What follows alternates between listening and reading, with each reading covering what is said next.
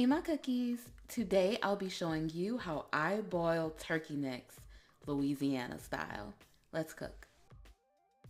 First we're going to start by cleaning the turkey necks. I just rinsed them in water and lemon juice. Just wash them really well to get that grit off of them and that blood, and just rinse them a couple times and drain them.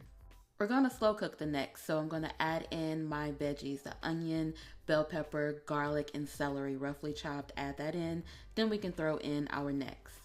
Now let's have some fun. We're gonna season it. I'm gonna use the crawfish, shrimp, and crab boil. This is a dry seasoning mix. I love it because it adds spice and flavor without too much salt. So it's not a whole lot of sodium, which is why I use the chicken flavored bouillon powder.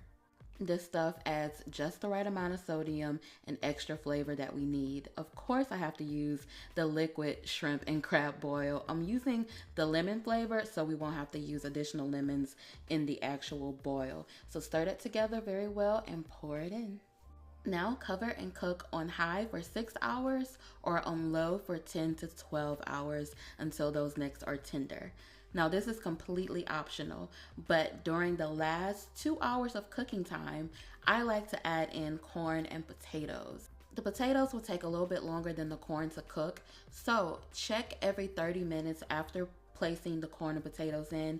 Check that corn, and when it's done, pull it out.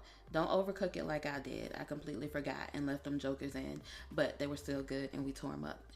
So just cover it with the lid and continue to cook until the potatoes are cooked all the way through and that meat is tender like this. Also, if you want the stovetop version, go ahead and click that link in the description box. You know I got you. Thank you so much for watching. I gotta eat. Until next time, be blessed.